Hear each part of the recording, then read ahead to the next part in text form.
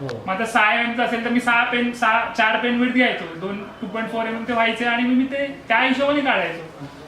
हे जो त्याचं स्वतःच एक ॲनालिसिस करून नाही तसं टेक्निकली आहे. त्याच्यात केलेलं असेल.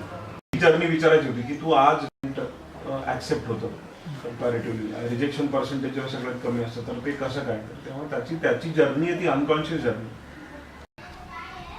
सगळं जाणवतं त्याच्यामध्ये, कंपोजिशन्स म्हणा किंवा टेक्निक म्हणा किंवा स्टाईल्स म्हणा किंवा यूज ऑफ स्पेस म्हणा, त्याच्यामध्ये 2 प्रकारच्या गोष्टी मला जाणवायला लागल्या त्याच्यात. एक तर तुला स्पेस ऑक्युपाय करणं खूप आवडतं. येस, प्रचंड. ऑब्विसली मी जो अभ्यास तुझा केला तो त्याच्यातला, कधीतरी तुला असं वाटलं नाही का की वॅकंट स्पेसवर काम करावं, स्पेस ठेवून काम करावं? नाही, आपलं जेव्हा बोलणं झालं पुण्याला, तुम्ही मला सांगत होता की निगेटिव्ह स्पेस म्हणजे स्पेस सोडल्यावर कसं काम करते त्याच्यावर विचार कर. त्याच्यानंतर मी असा विचार करायचो की हे एवढंच काम केल्यावर पुढे ही स्पेस सोडली म्हणजे ते ॲक्च्युली काय म्हणतात ते प्रॅक्टिस नाही येईल असं मला वाटतं. अजूनपर्यंत ते मला वाटलं नव्हतं. So could you explain what do you mean by space सोडणं exactly? आपण त्याचं काम बघू ना, त्याला वाटतं त्याच्यावर जास्त यूट्यूबवर किंवा आहे तर त्याचं इंटरप्रिटेशन हे असेल कदाचित तुझ्या कामात की पूर्ण स्पेस कव्हर करायची किंवा असं काय. असं नव्हतं, मला ते टेक्निकली कळायचं नाही की असं काही असतं स्पेसिंग बिसिंग. मला नंतर त्याचे टेक्निकल ॲस्पेक्ट्स कळायला लागले की अरे हे असं असतं, निगेटिव्ह स्पेसिंग असते, पॉझिटिव्ह स्पेसिंग असते, एस्थेटिक्स असतात. पहिला प्रश्न की टेक्निकल जेव्हा तुला कळलं आणि कंपोजिशन याच्या मधली स्पेस, मी आता ते कंपॅरिझन करायला लागलो. मी जुने कामं माझे बघतो. घुसायच्या आधी की एक्झॅक्टली कंपोजिशन काय असते समजण्यासाठी एक हे लागतो ना आपल्याला, सेन्स लागतो. तुम्ही गेले 3 वर्ष तो इझी मोल्डिंग झालं तुझं का तुला तो त्रास होतो. म्हणजे बऱ्याच वेळा असं होतं एखादं जर गाणं असतं तर शिकलेला नसला पण तो नॅचरली चांगला गातो, जेव्हा तो शिकायला लागतो गाणं तेव्हा त्याला तो त्रास होतो. मी तेच जमत नाही. मग जेव्हा मला सरांनी अॅक्नॉलेज केलं तेव्हा मला कळलं की अरे मी हे चांगलं करतोय म्हणून, असं मला वाटतं. आणि म्हणजे तू शिकायला जे टेक्निक बघितले तेव्हा तुला त्रास झाला म्हणजे बऱ्याच वेळा आता मला ते वाटतं की मी सरांकडे जाईन जेव्हा कोर्स करेन तेव्हा मला असं वाटेल अरे मी माझं जे मी लिहितोय ते मी असं मला थोडा त्रास होईल त्या मोल्डमध्ये जायला, असं मला वाटतं. म्हणजे ती एक भीती आहे थोडी. म्हणजे ते पण अक्षर पहिलं पुस्तक कुठलं? अक्षराकृती अक्षर अनुभव मध्ये टायपो केला होता, त्याच्यात ब्लॅक कलरवर व्हाईट कलर ओव्हरलॅप केलं होतं, ते छापलं होतं. तेव्हा मी बघितलं, तेव्हा कळलं होतं की हे असं पण असतं. आम्हाला हे तर कॉलेजमध्ये असं काही शिकवत पण नाही जे लागले. तेव्हा मला रिकलेक्ट हा की हे असं होतं ओव्हरलॅपिंग वगैरे. तर आम्हालाही कळायला एक पिरियड जातो. असं म्हणजे तो बघितलेल्याचा इन्फ्लुएन्स असेल पण ते काय म्हणतात त्याला त्या टाइमला ते झालेलं कंपोजिशन आहे. मग त्याच्यानंतर मग मी तो असा खूप टेक्निकल विचार नाही केला की बाबा ते झालं का झालं, मग मी ते का इंटेन्शनली केलं, कारण त्यात इंटेन्शन नाही म्हणून ते तसं झालं असेल. मला असं वाटतं की तू बरेचसे काम इंटरनॅशनल आर्टिस्ट फॉलो आणि ई आणि सी आणि हे म्हणजे ब्लाइंडली पण करेल तर ते करेक्ट होईल. तर तू त्याच्या कामाकडे बघून तुला काय इन्स्पायर होतं? May be we might find that. मी त्याच्याकडनं असं गॉथिक खूप घेतलं कारण त्याचं गॉथिक खूप स्ट्रॉंग आहे, खूप म्हणजे खूप स्ट्रॉंग आहे. एक आर्टिस्ट आहे जर्मन, यंग आहे, तो खूप फ्रॅक्चर फॉन्ट मध्ये खूप काम करतो आणि एक्स्ट्रीमली परफेक्शनिस्ट म्हणावं तसं काम आहे. तर तो त्याचा इन्फ्लुएन्स म्हणा किंवा त्या फॉन्ट्स किंवा त्याचे कॉम्पोजिशन असतील किंवा काही, तर त्याचा इन्फ्लुएन्स असतो. पण न्यूजपेपरचे जे काम आहे ना त्याने खूप केलं. He is a person who is done that. तर जेव्हा त्याचे लेटर्स म्हणजे तू जेव्हा डेमोज देतोय किंवा तू जेव्हा लेटर्स एक्सप्लेन करतो तर तेव्हा तुला काय अपील होतं लेटर्स? कारण तो टेक्निकली इन्फॉर्म तो कधी सांगत नाही, तो डेमो देतो आणि बंद, तो कधीच बोलत नाही. तर तुला त्या लेटर्स कडनं काय अपील होतं? किंवा ते फॉर्म्स व्हिज्युअली किंवा त्याचं स्पेसिंग आवडतं का, त्याचं स्ट्रक्चर आवडतं का, त्याचं तू जेव्हा इलॉंगेट करतो तेच लेटर, तो स्क्वॉट करतो तेव्हाचं लेटर, तुला काय अपील होतं? व्हिज्युअली खूप अपेलिंग असतं कारण तो बेसिकली टॅटू मध्ये आणि टॅटू मध्ये तुम्हाला व्हिज्युअल जास्त हे असतं. अपील म्हणजे मला ते आपण इकडून तिकडून ह्या काउंटर क्वेश्चन खूप महत्वाचे आहे सगळ्यांच्या दृष्टिकोनातून. राईट, पण कसं मला असं ते तुला जसं काय असतं, एखादी गोष्ट बघितल्यानंतर मला ही गोष्ट आवडली आणि ही मला गोष्ट नाही आवडली, काही म्हणजे उद्या कोणाचंही काम बघताना असू शकतं, कळलं? तर ते आवडलं आणि न आवडलं म्हणजे कसं आहे माहिती आहे, आता जेव्हा मला थोडं असं कळायला लागलं लेटर्स कसे असतात, काय त्याचे फॉर्म्स असतात, जेव्हा थोडे त्याला कळले तेव्हा मी त्याचे कंपोजिशन बघताना अशी टिंगन बेल वाजली की हा दिस इज गुड. ती बेल कशी वाजते? टिंग असं मला कशी? ते हिट व्हायचं की बाबा हा हे परफेक्ट आहे, मस्त आहे. टिंग हाय टिंग टांग हाय. हे मला असं वाटायचं म्हणजे हे असं माझं ते हे होतं इंटेंट होतं की बाबा हे टन की हा मस्त आहे काम. तो पॉईंट म्हणजे काय? Is very tough to explain. पण ते मला असं काय म्हणतात असं खूप असं अरे हा मस्त आहे काढलं तरी प्रेमात पडल्यावर तेव्हा वाचते तसं तसं असतं. आलं.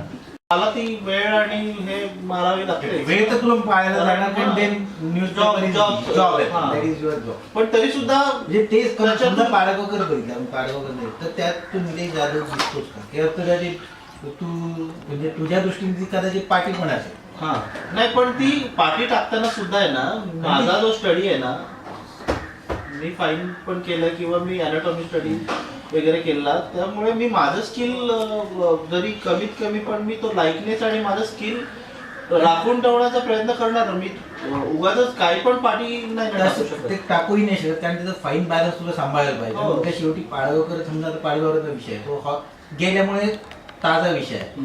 तर तो पाडगावकर लोकांनी बघितल्यानंतर म्हणजे लोकसत्ता लोकांनी नाव नको ठेवले काय टाकलं. बंगाली कॅरियर जो होता मित्रा त्यांनी खूप आखात त्याला तुझं काम बघ तुला चालू कडक काम. गौरीश हिरेन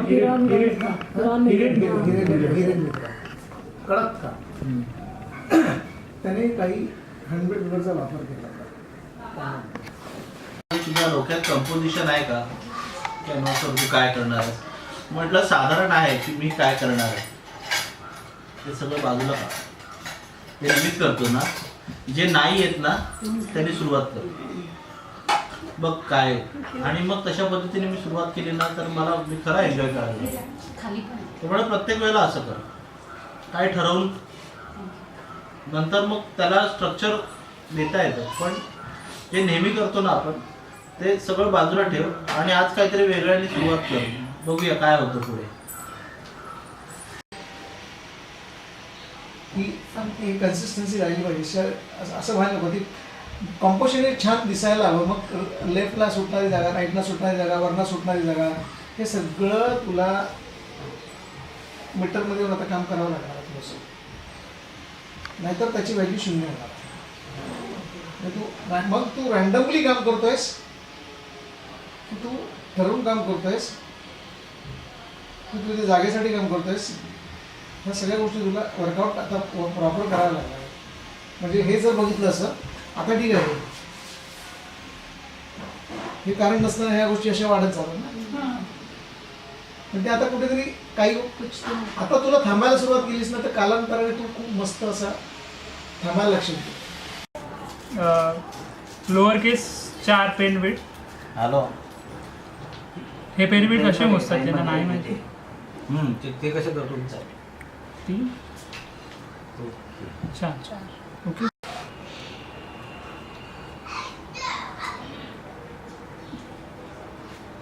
स्ट्रोक्स आहेत ते त्याचे ह्या 45च्या अँगल्समध्ये जसे आपले इटॅलिक्सचे असतात तसे. आता याचे पहिले बेसिक स्ट्रोक्स दाखवतो. म्हणजे हा त्याचा इटॅलिकचा कसा आहे आयडियली व्हर्टिकल लाईन्स पण घ्यायला पाहिजेत. हे त्याचे बेसिक स्ट्रोक्स आहेत असे. त्यानंतर हे त्याचे बेसिक स्ट्रोक्स आहेत आणि ह्यात भरपूर प्रकार आहेत. म्हणजे मल्टी स्ट्रोक्स येतात, सिंगल स्ट्रोक्स येतात गॉथिकचे. मी मल्टी स्ट्रोक दाखवतो. 45मध्ये असं घ्यायचा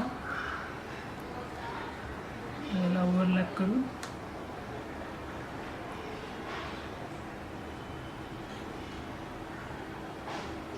हा ए झाला. हाच सिंगल स्ट्रोकमध्ये म्हणजे नो ओव्हरलॅपिंग.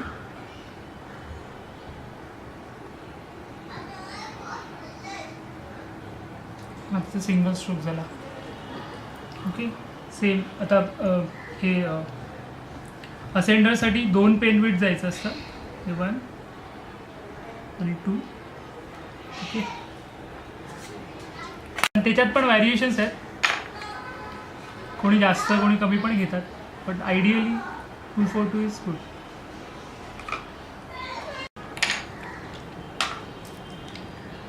ओके. आता हा मल्टी स्ट्रोकचा बी आहे.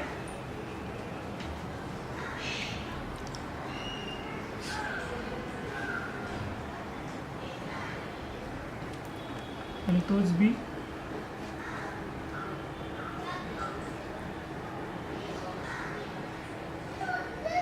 Single stroke.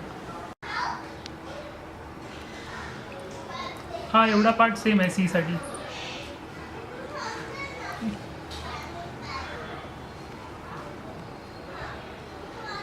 C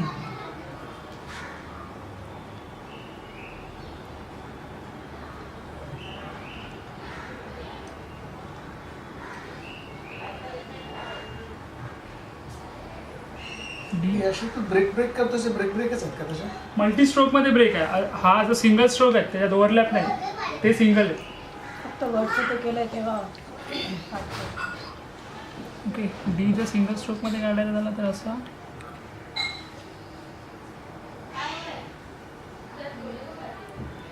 D. Okay.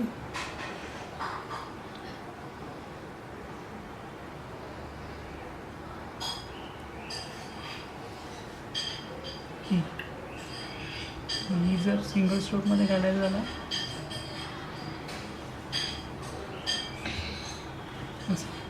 आता मग असं ब्लॅक लेटर सगळं असं चालू. जी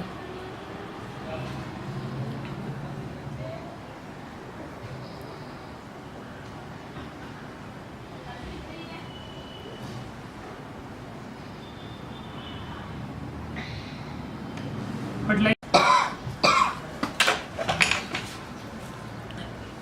ओके. त्याचे बेसिक्स फॉर्म ते पण 45 मध्येच आहे ॲक्च्युली. असे त्याचे सगळे बेसिक्स फॉर्म.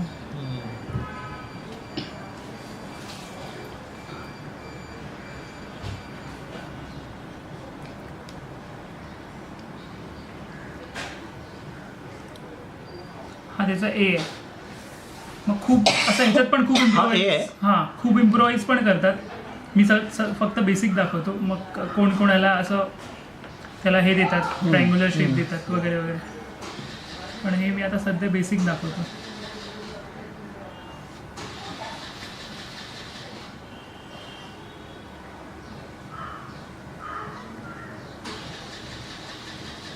बी कसं कळणार तर मागचंही सोडलं तर ते कसं दिसतं.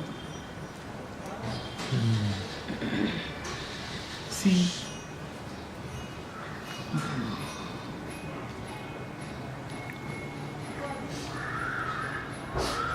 डी. हे स्मॉल अँड कॅपिटल असं नाही, सगळं एकच कॅपिटलच. हां. आणि मोस्टली काय करतात, ह्याचं आणि ह्याचं कॉम्बिनेशन असतं. म्हणजे ह्याच्यापासून हे डिराईव्ह झाले. ओके. त्यामुळे हे कॅपिटलसाठी हे वापरतात, फ्रॅक्चर वापरतात, आणि स्मॉलसाठी हे. हो हो. म्हणजे काय म्हणतात त्याला, पहिलं लेटर असं आपलं कळकळ ते हे वापरतात. फ्रॅक्चरला स्वतःचं काही हे नाही आहे कॅपिटल्स. नाही. मग त्याच्यानुसार ते नंतर डिराईव्ह झाले आहेत स्क्रिप्ट. बटार्डे वगैरे अशा स्क्रिप्ट आहेत भरपूर. ह्याच्यानंतर सबस्क्रिप्ट. बट त्या ह्या दोन आहेत त्या मेन फॅमिली आहेत, ह्याच्यानुसारच त्या डिराईव्ह झाल्या. So you can use both of them together. Right. Okay.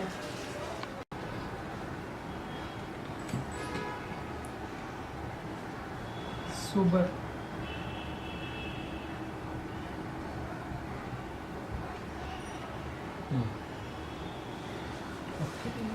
हा इम्प्रोवाइज कोणी केलाय? असं बाय द टाइम अशी पण एक स्क्रिप्ट आहे जी इम्प्रोवाइज होऊन होऊन मग ती स्टाईल अशी वाढत. वरून कसलं गाणी टाका नंतर. हां चल. आता हे जेवढं थिन आहे तेवढं मीडिया तेवढं कंट्रोल करायला कठीण आहे. ऑब्वियस जेवढं म्हणजे माझ्यासाठी ते तसं आहे. जेवढं थिक तेवढं इझी कंट्रोल करायला.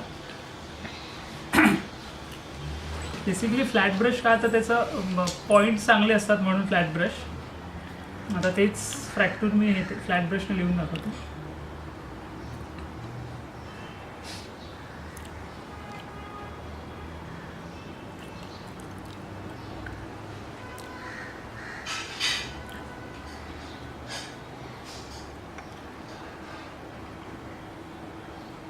आणि ब्रशवरचं जे प्रेशर आहे एकदम हलकं असेल ना. हा, एकदम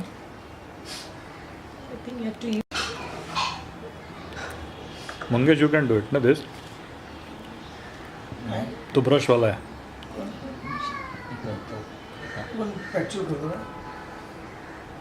फ्रॅक्चर झालं सर मंगेश फर्निचर करतो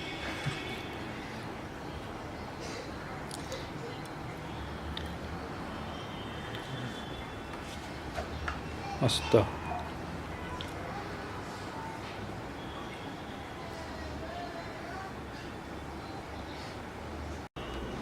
हे ट्विस्टच नंतर इथे येतात. प्रथम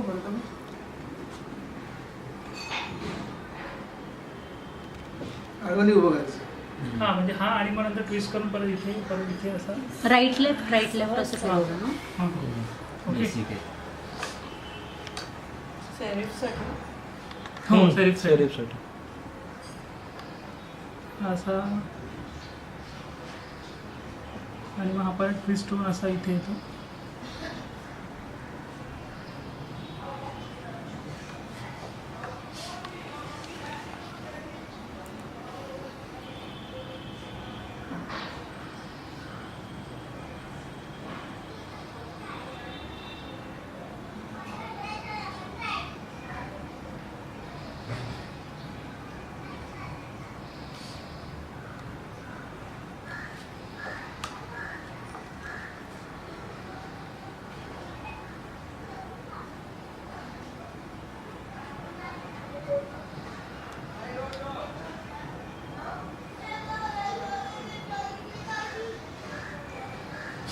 हे बेसिकली ट्विस्ट आहेत फक्त ब्रशचे.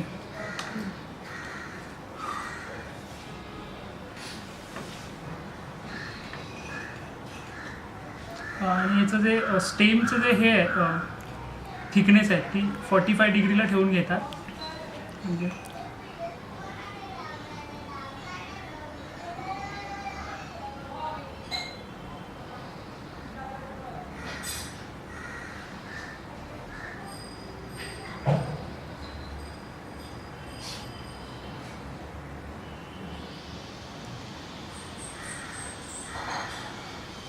स्टेमची थिकनेस आहे पण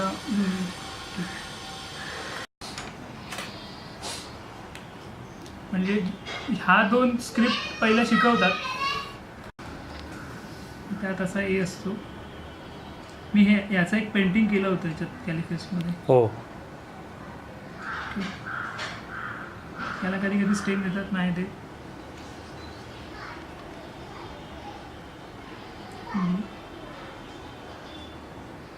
येस म्हणजे ह्याला हे नाहीच आहे. ब्लॅक अँड व्हाईट मिक्समध्ये मस्त मजा आली होती.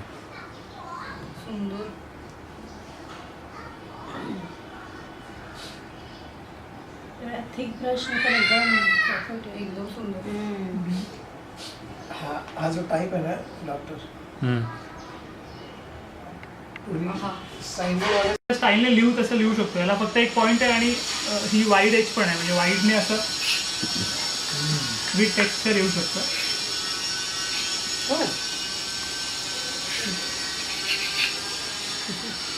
फ्री हँड आहे ना हे. हां आणि ते म्हणजे हे सगळे ink इफेक्ट्स त्यात मिळतात. वाव. तू प्रॅक्टिस झाली सलून टाक. आणि ही म्हणजे पॉईंटने आपल्याला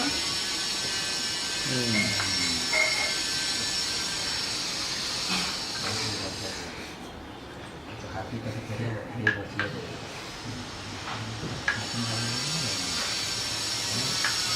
पेन कोला पेन. आता आपण कोलाच्या 3 पासून बनवतो म्हणून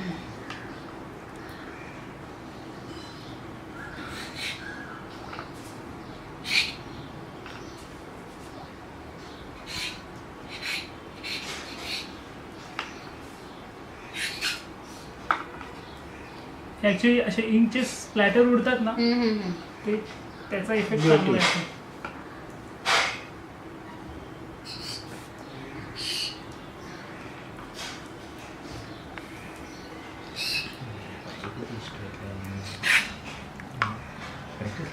ॲक्च्युली हँडमेड पाहिजे. त्याला खाली पेपरचं टेक्स्चर असेल ना मजा येते. ठीक आहे. थांब तुला देतो ना मी जरा गप्प राहा थोडं हे बघ. हे बघूया तुझं काय ते आणि डॉक्टर थोडी जाड पाहिजे. काय पाहिजे काय झाड पाहिजे इंक जाड पाहिजे. देतो ना आणतो ना ॲक्रिलिक कलर आणतो ना. आणि आपल्यावरील ते गाडीवर ठेवलं. आणि परत तेवढं चालू अजून वरून घ्या ना. काय लिहू काय? काही कंपोजिशन कर रे. सुलेखन शिरीष झोपली का? मॅच आहे मॅच. ठीक आहे. स्कोर काय झाला? असा पेपर फिरवावा लागतो. आपल्यासारखंच आहे. कॅनव्हास मोठा असेल तर कसं होणार? उलटं सुलटं फिरायचं असतं. तर असं रोलर नाही का ते फिरवतात. थोडक्यात सरळ लाईन मारायचं फक्त पेपर इकडे इकडे फिरवतो. नाही मला म्हणायचं जेव्हा हे मोठ्या कॅनव्हासवर तुम्ही कराल आणि ह्यूज साईज तेव्हा it must be really difficult. किंवा कोका कोला वापरायचं. पण तरी ते straight आता कोला वापरायचं तर कोका कोला वापरायचं.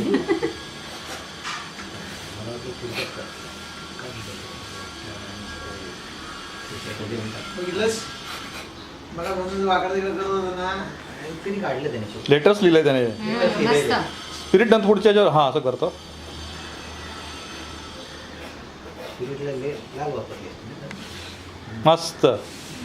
छान. छान. होऊ शकतं. खाली काही नाही. अजून थोडं हे असेल ना मोटर- त्याला वर्क प्रेशर झालं.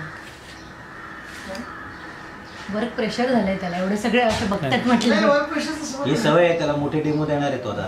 त्याला सवय करतोय. सवय करायची झाली पाहिजेच त्याला. ते कसं करणार माहिती? प्रोविशन वर आहे त्याचे पैसे देणार पाहिजे.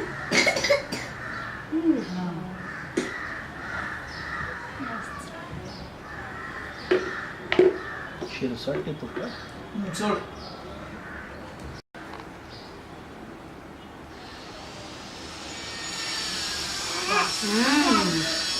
मस्त.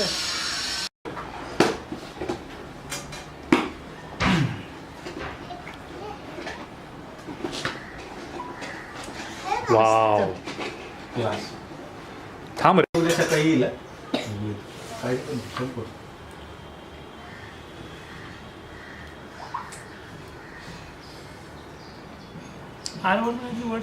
भारी वाटलं पाहिजे ना. ठीक रंदाऊ.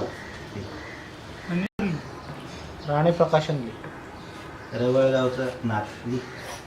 रवळनाथ प्रसन्न. रवळनाथ प्रसंग लिह.